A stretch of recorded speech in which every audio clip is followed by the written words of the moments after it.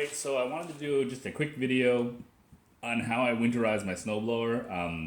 I never have any carburetor issues with it, and I probably go a little overboard, but this is what works for me. In addition to using stable in the gas, I also winterize the carburetor and drain the gas every spring.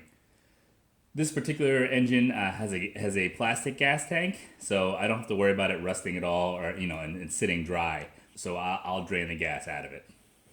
I've actually been missing these two nuts. I actually may have been missing them from the last time I had it apart. I meant to replace them and I didn't. So normally I would take off these two bolts, but they're no longer here.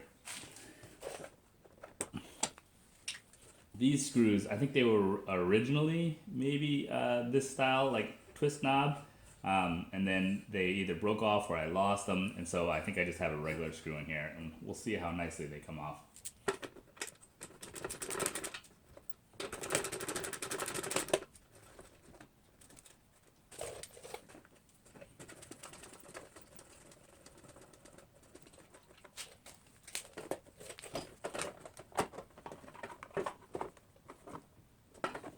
Actually, just going to put that to the side.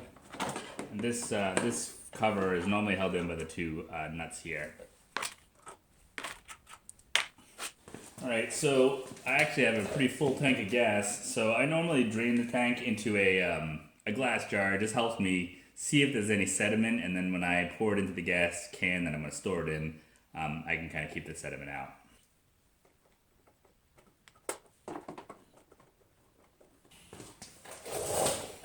So I've got these special hose pliers. You may have seen me use them in the past, but this allows me to kind of grip the hose without really wrecking it.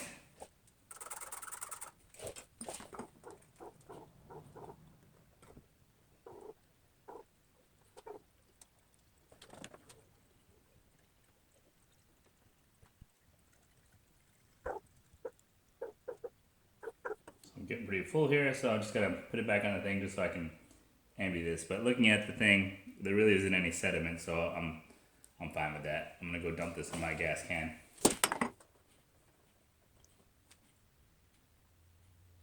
Alright, so draining the bowl is generally a little bit more messy. So I have a funnel. I'm gonna try and keep it down here to try and catch more of what kind of drips out of here. Sometimes the carburetor has a big nut here at the bottom, and this particular one has the two screws that hold it in. I'm going to take one screw completely out, and then I'm going to use the other one to kind of bring it down slowly. I think these might be aftermarket screws that I put in. I don't know what happened to the original ones. So actually I'm going to use my hand to hold the bowl in place so that it doesn't spill. What's that side here? Well, I've got it now.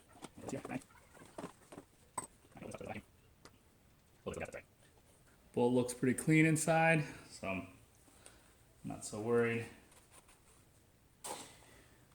Float moves. I'm not really even going to service the carburetor because the engine's been running great, and I'm pretty sure as long as I can let this dry out and be empty, then it'll be fine. So at this point, what I'll do is I will wheel the snowblower out into the driveway where there's good ventilation. I'm going to pop the cap off the gas tank. I'm going to try and let everything dry out completely, and then I'm going to reassemble it and put it away. So now that it's had a chance to dry, I'm going to put the bowl back on. I'm just going to shove the gas line back on here first.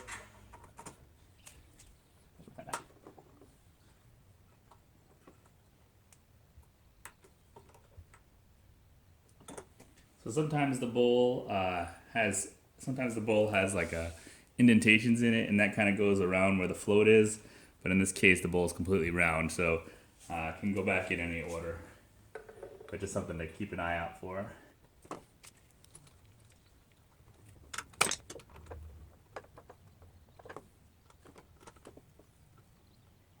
I'm not looking for super tight here, just snug. There's an O-ring in place, or a gasket that I'm just kind of compressing, and that's good enough.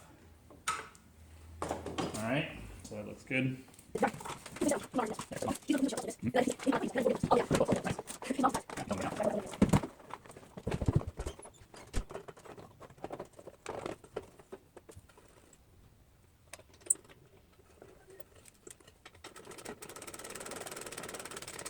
Again, just snug here.